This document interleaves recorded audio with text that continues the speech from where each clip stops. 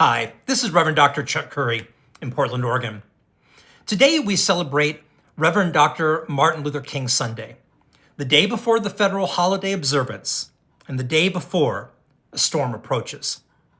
That storm is the MAGA movement, personified by Donald Trump himself. This is a movement steeped in white Christian nationalism, a white supremacist theology. It is anti-democratic. It aspires to mimic the autocratic movements of Russia, Hungary, and other places where democracy is diminished. The MAGA movement seeks to obliterate the wall between church and state. They want to tell you who to worship and how to worship. The white conservative evangelical leaders who preach Trump's gospel want you to believe that the MAGA movement is synonymous with being Christian. They want you to look at Jimmy Carter and Marjorie Taylor Greene and see green as the better example of Christianity. Now, listen, friends, no party represents God. While Donald Trump claims that God is on his side and the side of the GOP, we are better served with how Abraham Lincoln viewed his relationship with the divine. He said, "Sir, my concern is not whether God is on our side. My greatest concern is to be on God's side, for God is always right." The incoming president claims the Christian faith, but no one, not even God, can match Trump's wisdom, at least in Trump's mind. Trump's failed stewardship of the presidency in his first term cost hundreds of thousands of lives, and his economic policies wrecked the strong Obama-Biden economy that the Trump administration inherited. Any president would be challenged by a worldwide pandemic, but Donald Trump's incompetence made a difficult situation 1,000 times more difficult. What perhaps should concern us most of all, despite his record, is that in the most recent election, the majority of Christians voted for Donald Trump. The majority of Christians voted for a charlatan, a man found liable for rape, who sees faith as a tool to divide people for partisan political gain. Donald Trump embraces xenophobia, homophobia, racism, misogyny, anti-Semitism, and Islamophobia. Hate fuels his movement. Dr. King offered a different vision, one rooted in God's love. For Dr. King, it was the biblical ideal of the beloved community, a place where justice reigns, oppression ends, and where the last will come first. What will truly make America great? Addressing climate change, ending homelessness and poverty, creating an economy that benefits all and not just the rich and powerful, enacting common sense gun laws that reduce violence, confronting racism and bigotry, welcoming strangers, and loving our neighbors. While this is not Donald Trump's agenda, it should be the agenda for people of faith concerned with the common good. In this moment of history, Christianity is in crisis.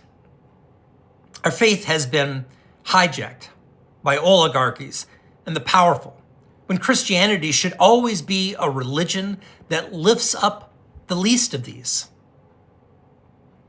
If you have ever wondered how you might have responded when the Civil War occurred, or what you might have done in 1930s Germany as the Nazi power took party, our times will provide you with your answer. How we respond matters. Donald Trump's cabinet is filled with men accused of rape, human trafficking, and sexual assault. They are rich and powerful men advised by billionaires like Elon Musk, who advocate for other rich and powerful men. The life and ministry of the Reverend Dr. Martin Luther King Jr. should be a summons to Christians today. In his ministry, Dr. King offered an alternative vision for the United States and even the world. Dr. King died marching with sanitation workers and union organizers demanding just wages. He called on faith leaders to abandon nationalism and to oppose war. Still, we have turned the man once called the most dangerous Negro in America into a safe figure we can all rally behind. Dr. King was not safe. He was generous of spirit and spoke out against injustice wherever he saw it. Like all of us, Dr. King was an imperfect person, but he strived to create a more just world. In his last years, Dr. King preached about what he called the unfinished agenda. He argued that we would be judged not by a final victory of good over evil, but in our willingness to engage in the struggle. Dr. King said, "In the final analysis, God does not judge us by the separate incidents or the separate mistakes that we make, but by the total bent of our lives. In the final analysis, God knows that his children are weak and are frail. In the final analysis, what God requires is that your heart is right. Salvation isn't reaching the destination of absolute morality, but it's being in the process and on the right road." The inauguration of Donald Trump is evidence that we are on the wrong road. Following God and celebrating the birth of Jesus is an act of holy resistance against those who would oppress or cast aside those children of God that Jesus called the least of these. The views that I express here, if you were to poll on these topics, are deeply unpopular among large segments of the population. That puts me, and I hope you, in good company. Nearly 2/3 of Americans viewed Dr. King negatively the last time Gallup polled on him. His popularity rating dropped every year of his life in the public square. In essence, to make Dr. King popular today, we have stripped him of much of what made him an authentic Christian voice for peace and justice. To authentically follow Jesus, we must, as previous generations of believers like Dr. King and others in the civil rights movement have done, is to see Christianity as a movement for liberation. We have very stark examples in the life of Dr. King and in the life of Donald Trump that are worthy of examination.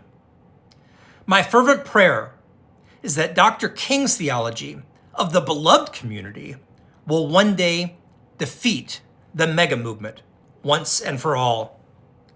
Our task in this moment, then, is to seek justice, love kindness, and to walk humbly with our God. May God bless you, and may God bless the United States of America. Let there be peace, and let it begin with us. Take care.